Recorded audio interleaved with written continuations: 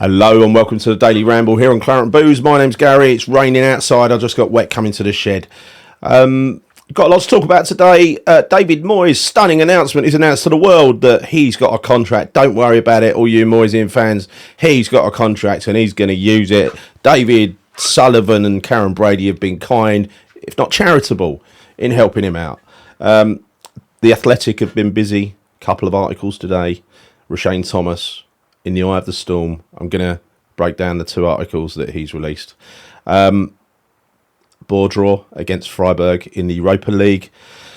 And the latest on Lucas Paqueta. Is he going to come back and save him? Is he going to save his neck?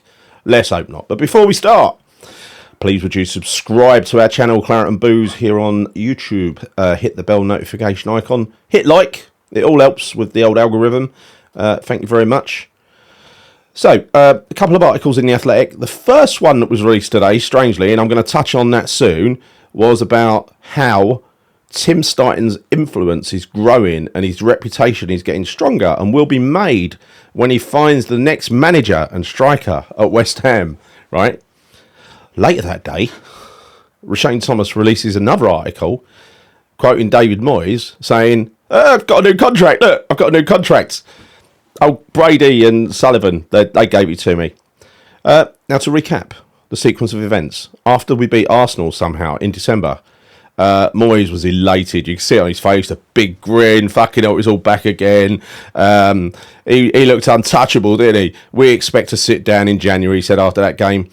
Start of February, after a month of losing, he said, yeah, we're very close. We expect it to be done in a few weeks. Then, several more losses later, he hasn't really mentioned it again. He's just used that time in the press conferences to just patronise the fans and tell them how lucky they are to have him. Yeah, fuck off.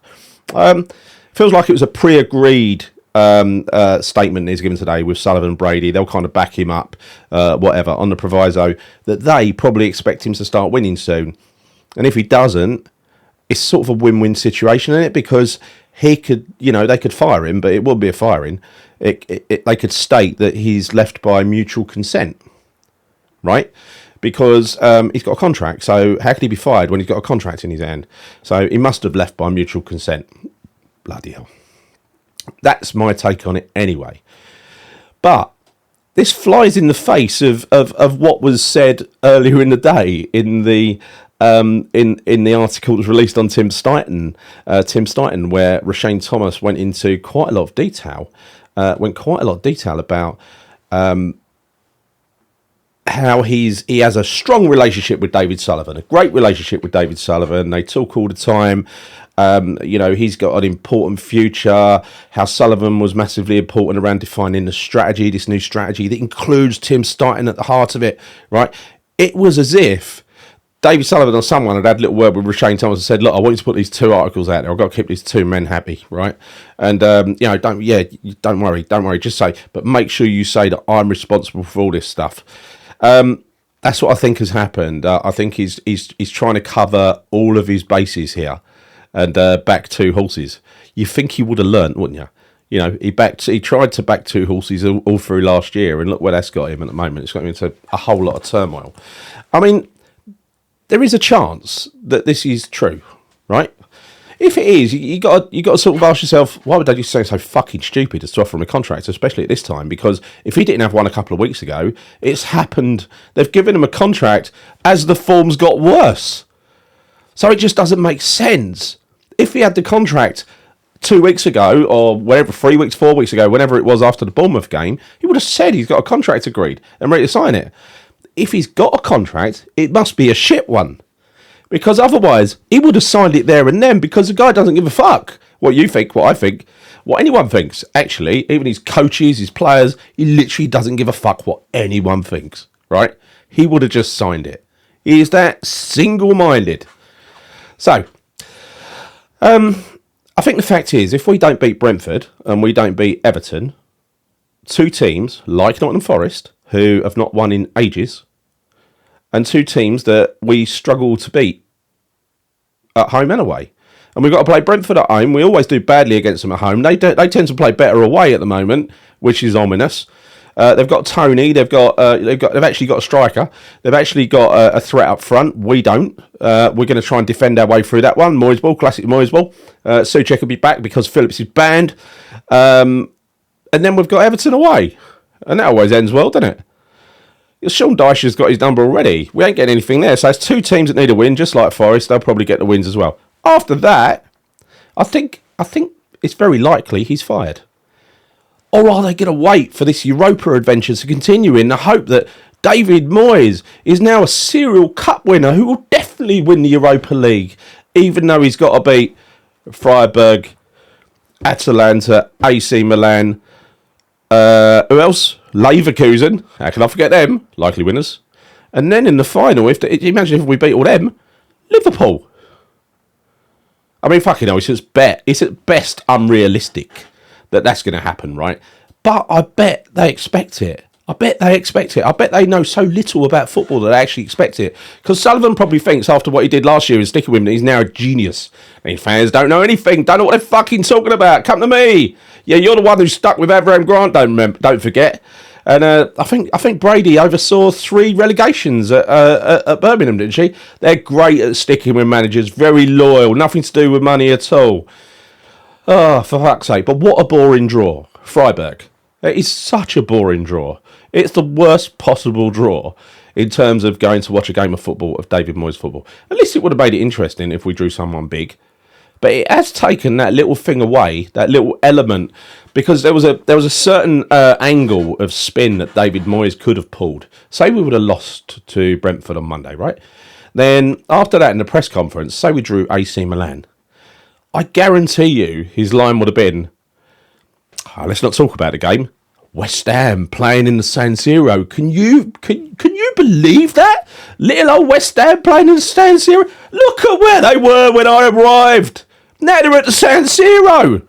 Getting stuffed. But at the San Siro, nonetheless, that is it's a hideous, unattractive game of football. I didn't go to Freiburg. I saw the home leg. The home game was all right, actually, but Freiburg just seemed uncompetitive, you know. It looked like whatever happened, we were going to win that game. It didn't seem like there was any real competition there. Anyway, is what it is. Now, Lucas Paqueta, will he be back? I don't know. People around him, people close to him, apparently have been saying they're worried he's going to be rushed back. And that is what I see at the moment. I see that Moyes is so desperate, he will try and rush him back. Thing is, Lucas, you don't have to be rushed back. If you're not fit, don't play, right? It would be a typical Moyes thing to do because he doesn't care about the health and welfare of the players. He cares about David Moyes. David Moyes is in trouble. You know, get a half-injured player to come in because he might save David Moyes. And David Moyes is the only important thing in all of this, right? It's all about David Moyes' contract, for fuck's sake. It's only Lucas Paqueta, so he's injured. So what? He might be world-class. Fuck him. Get him on the pitch. He's got to save David Moyes' job. Anyway, that'll be what's going around in David Moyes' mind. Words to that effect. I want to mention something, and this is something that Nick went on about the other day, and I totally agreed with it, and that is that, we are West Ham. We are West Ham. West Ham fans. We are actually West Ham. That entity that is not the company, with a set of accounts attached to it. That entity of West Ham, that invisible entity that lives in our hearts. West Ham United. Sullivan, Brady, Stuyton, Kretinsky, they're not West Ham. Moyes is most definitely not West Ham. The people who couldn't face going to the new stadium, they're West Ham. They're West Ham. They should come back and be West Ham because all of us West Ham are over there being West Ham. Right, so why not? Why not join us? I know it's like, you feel this emptiness inside when you go into that stadium, but, that is where we all are, and they're your people. And the thing is, our people are being replaced by other people, and those people are not really welcome. These are people who are buying these tickets. You either got Arsenal people sitting in the West Ham end, or you've got tourists who are coming over because they fancy seeing a little Premier League game. Because what they do, it seems, is if you sell your, say you got a season ticket and you kind of you put it on ticket exchange. That ticket exchange thing, I think, just gets, once it reaches a certain point, they just lob them across to a ticket agency and sell them to anyone. So you end up with literally anyone sitting in your seats. I said a few weeks ago I'm going to give me seats up, but after listening to the head of propaganda the other night on his podcast, I'm having second thoughts, right? I'm having second thoughts because I think that's what they want you to do. The message from him, which I always take as Sullivan's words, was, so what, if you don't renew, we'd get someone to replace you, right? Heartwarming words indeed from the guy that runs the club. He don't give a fuck about his fans. If he, hey, mate, fuck off, right? We get someone else in. We get Ticketmaster to find a new fan. Yeah, they're not fans, though, are they? Because they don't really care about whether they're actual fans or not, especially fans of West Ham. They just want people in the seats because it looks a bit embarrassing when the seats are empty, right? Anyway, look, I'm going to keep my 2 season tickets. I'm going to keep them. I might not go to many games. I might just give the tickets away. You've got to go to a certain number of games, otherwise they take your tickets. They take your season tickets away. But if the reason for this is, if I don't renew my season ticket, they will just sell my tickets. They probably won't sell them to another season ticket holder. They'll probably just keep those seats empty and sell them to day trippers because they make more money out of day trippers than they can out of season ticket holders. They needed the season ticket holders when they moved in there, and now apparently they don't need them anymore. So they want more that they can sell on the day so that they can make more money.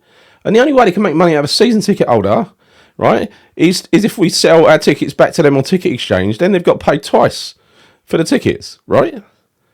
I mean, what a piss take. So I'm definitely not paying them twice. I'm going to pay them once. And they're not getting access to my seats, not unless they chuck me out. And I ain't doing anything to get chucked out. So there you go. I shall meet the minimum terms and conditions. Don't you worry about that. And I don't ever resell my ticket either. If I don't use my ticket, I'll just give it to someone. I'll give it to another West Ham fan to use, free of charge. Right? So you can't get me on that one either. I got piled on this week. Good feeling. I said something about some geezer with a load of followers on I never name check people because it's what they want.